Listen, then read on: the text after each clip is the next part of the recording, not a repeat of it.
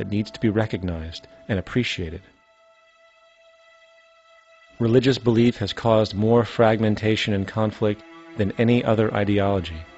Christianity alone has 34,000 different subgroups. The Bible is subject to interpretation. When you read it, you say, I think Jesus meant this. I think Job meant that. Oh no, he meant this. So you have the Lutheran, the Seventh-day Adventist, the Catholic, and a church divided is no church at all. And a church divided is no church at all. And this point on division, which is a trademark of all theistic religions, brings us to our second failure of awareness, the false assumption of separation through the rejection of the symbiotic relationship of life. Apart from the understanding that all natural systems are emergent, where all notions of reality will be constantly developed, altered, and even eradicated, we must also understand that all systems are, in fact, invented fragments, merely for the sake of conversation. For there is no such thing as independence in nature. The whole of nature is a unified system of interdependent variables, each a cause and a reaction, existing only as a concentrated whole. You don't see the plug connected to the environment, so it looks like we're free, wandering around. Take the oxygen away, we all die immediately. Take plant life away, we die. And without the sun, all the plants die. So we are connected. We really must take into account the totality. This isn't just a human experience on this planet. This is a total experience. And we know we can't survive without plants and animals. We know we can't survive without the four elements, you know. And so when are we going to really start taking that into account? That's what it is to be successful. Success depends on how well we relate to everything around us. I'm very aware of the fact that my grandson cannot possibly hope to inherit a sustainable, peaceful, stable, socially just world unless every child today growing up in Ethiopia, in Indonesia, in Bolivia, in Palestine, in Israel also has that same expectation. You got to take care of the whole community or you're going to have serious problems. And now we have to see that the whole world is the community. And we must all take care of each other that way. And it's not just a community of human beings. It's a community of plants and animals and elements. And we really need to understand that. That's what's going to bring us joy, too, and pleasure. That's what's missing in our lives right now. We can call it spirituality, but the fact of the matter is joy comes from that bliss of connectedness. That's our God spirit. That's that side of ourselves that really feels it. And you can feel it deep inside you. It's this amazing, wonderful feeling. And you know it when you get it. You don't get it from money. You get it from connection. Now, if that isn't a hazard to this country, how are we going to keep building nuclear weapons? You know what I mean? What's going to happen to the arms industry when we realize we're all one? It's going to fuck up the economy. The economy that's fake anyway. The economy that's fake anyway. The economy that's fake anyway. The economy that's fake anyway. The economy that's fake anyway. Which would be a real bummer. You can see why the government's cracking down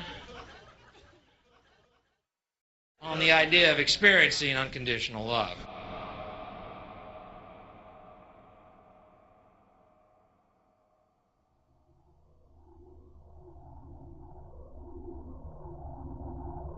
Once we understand that the integrity of our personal existences are completely dependent on the integrity of everything else in our world, we have truly understood the meaning of unconditional love. For love is extensionality, and seeing everything as you and you as everything can have no conditionalities. For, in fact, we are all everything at once. If it's true that we're all from the center of a star, every atom in each of us from the center of a star, then we're all the same thing. Even a Coke machine or a cigarette butt in the street in Buffalo is made out of atoms that came from a star. They've all been recycled thousands of times, as have you and I. And therefore, it's only me out there. So what is there to be afraid of? What is there that needs solace seeking? Nothing. There's nothing to be afraid of because it's all us. The trouble is we have been separated by being born and given a name and an identity and being individuated. We've been separated from the oneness, and that's what religion exploits, that people have this yearning to be part of the overall one again. So they exploit that. They call it God. They say he has rules. And I think it's cruel. I think you can do it absent religion.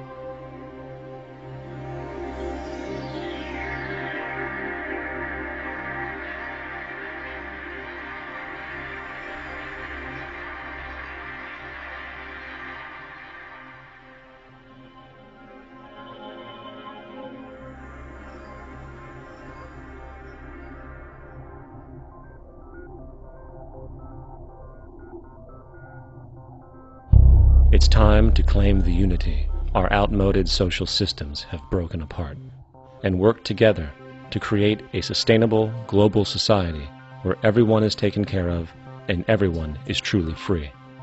Your personal beliefs, whatever they may be, are meaningless when it comes to the necessities of life.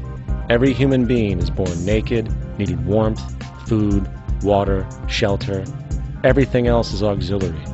Therefore, the most important issue at hand is the intelligent management of the Earth's resources. This can never be accomplished in a monetary system, for the pursuit of profit is the pursuit of self-interest, and therefore imbalance is inherent. Simultaneously, politicians are useless, for our true problems in life are technical, not political. Furthermore, ideologies that separate humanity, such as religion, need strong reflection in the community in regard to its value, purpose, and social relevancy. Hopefully, through time, religion will lose its materialism and basis in superstition and move into the useful field of philosophy. The fact is, society today is backwards, with politicians constantly talking about protection and security rather than creation, unity, and progress. The U.S. alone now spends about $500 billion annually on defense. That is enough to send every high school senior in America to a four-year college. In the 1940s, the Manhattan Project produced the first true weapon of mass destruction. This program employed 130,000 people at an extreme financial cost. Imagine what our life would be like today if that group of scientists, instead of working on a way of killing people, worked on a way to create a self-sustaining, abundant world.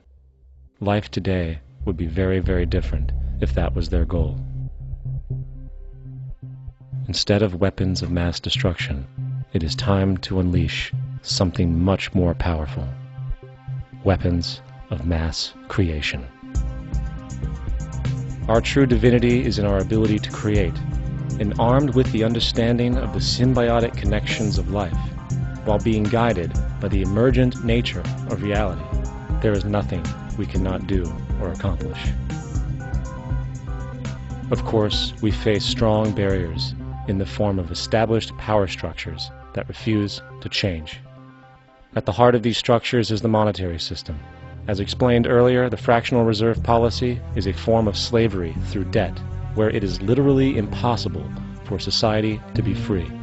In turn, free market capitalism in the form of free trade uses debt to imprison the world and manipulate countries into subservience to a handful of large business and political powers.